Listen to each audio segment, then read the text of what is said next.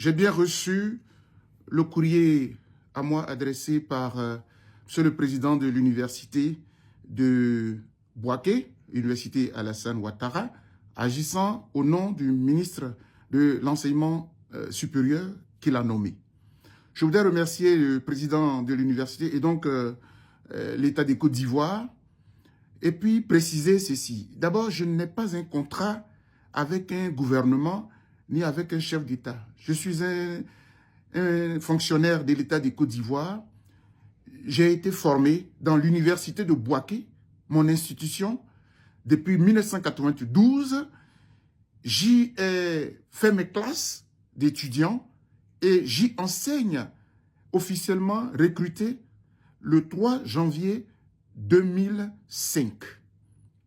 Mais avant, je donne des cours dans cette université depuis mars 1998 en tant que les premiers étudiants, les majors de notre génération, les premiers doctorants, donc inscrits en doctorat, qui avons été recrutés. Donc, j'ai un contrat qui me lie à mon pays. Et je suis fier de servir mon pays. Mais je ne sers pas un individu. Je suis malheureux. Et c'est le deuxième élément que je voudrais préciser.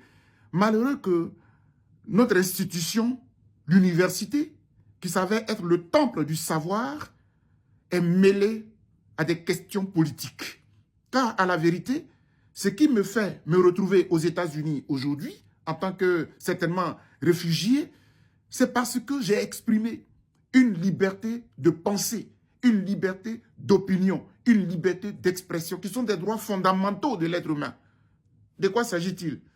L'on parle de 4e mandat. Pour les uns qui sont au pouvoir, non, c'est le 2e, le 3e, de la 2e République. Tout ça, ce sont des mises en scène. Et c'est mon point de vue, qui n'a rien à voir avec une position d'un conseil constitutionnel, instrumentalisé du reste. Et donc pour cela, je suis traqué. Et le monde entier le sait. Et l'université de Bouaké le sait. Le président de l'université le sait. Tout le monde le sait. Et donc je me retrouve aux États-Unis.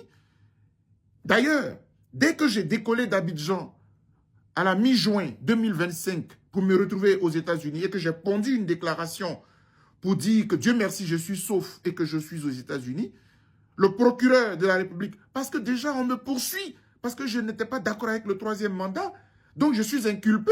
Le procureur, non pas le procureur, le juge d'instruction a tout de suite activé 2 ordonnances, suspendant ma solde et puis gelant tous mes comptes bancaires. Donc déjà, depuis le mois de juin, l'État des Côtes d'Ivoire avait pris ces mesures-là parce que je peux être fonctionnaire et puis privé de mes salaires. Donc à la vérité, c'est une mise en scène que fait là l'université parce que simplement, on veut acter la radiation. Mais j'y suis habitué. J'ai fait 10 ans d'exil, j'avais été radié et quand le moment est venu de rentrer, on m'a simplement réintégré sans même penser à quelque arriéré que ce soit. Mais ce n'est pas grave. Pour terminer, je suis triste qu'une institution majeure du monde, qu'est l'université, soit polluée en Afrique avec des questions politiques. Depuis que la rébellion a éclaté en Côte d'Ivoire, notre université est divisée.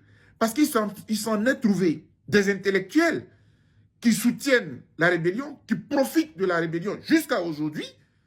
Et il y a des intellectuels mais intraitables comme nous autres, qui considérons que la rébellion n'a pas sa raison d'être, quels que soient les problèmes politiques qui adviennent dans un pays. Telle est ma posture. Et en conclusion, ce qui me rassure, c'est que tout cela va passer. Parce que ce régime est en fin de cycle, il passera, en tout état de cause.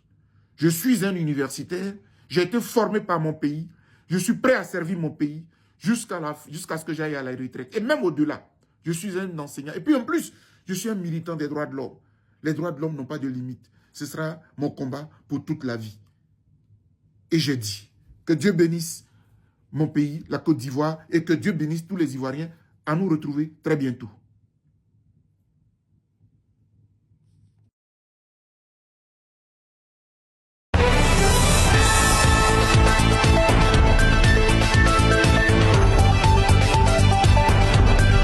Avec le docteur Bouga pour un cours magistral exceptionnel de droit.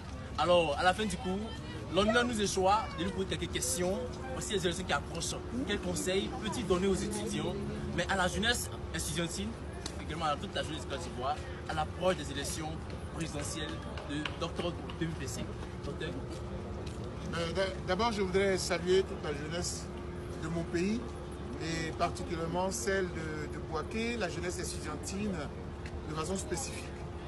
C'est vrai, aujourd'hui, j'ai eu à faire un cours d'introduction aux droits de l'homme, qui est une discipline assez importante pour nos vies, pour notre dignité, pour notre personnalité, pour notre société.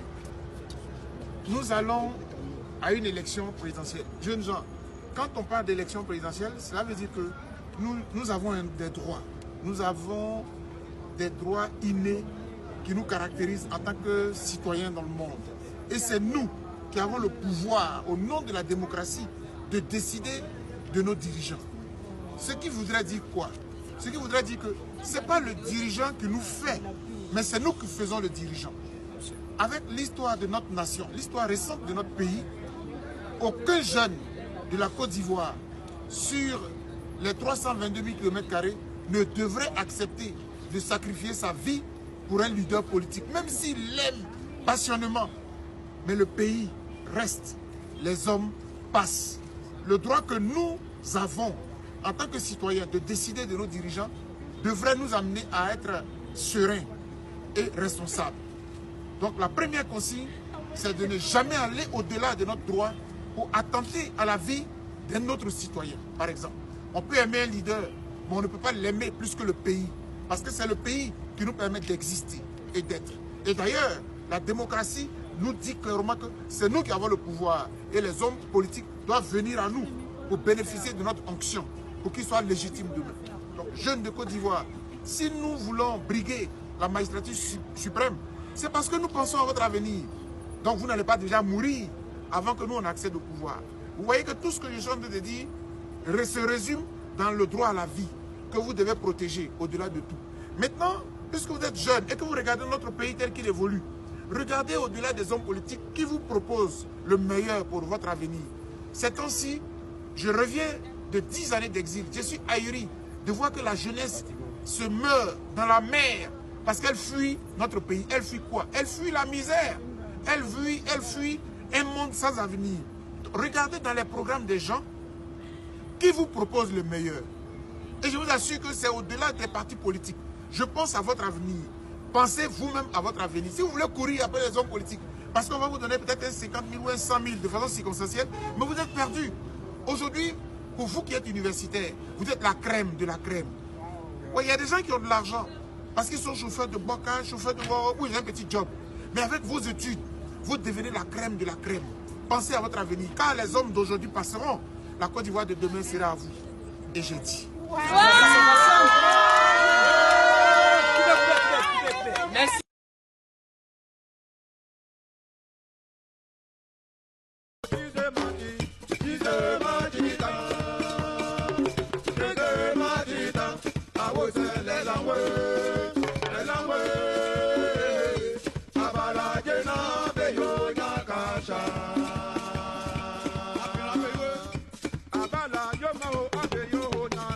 Excellent.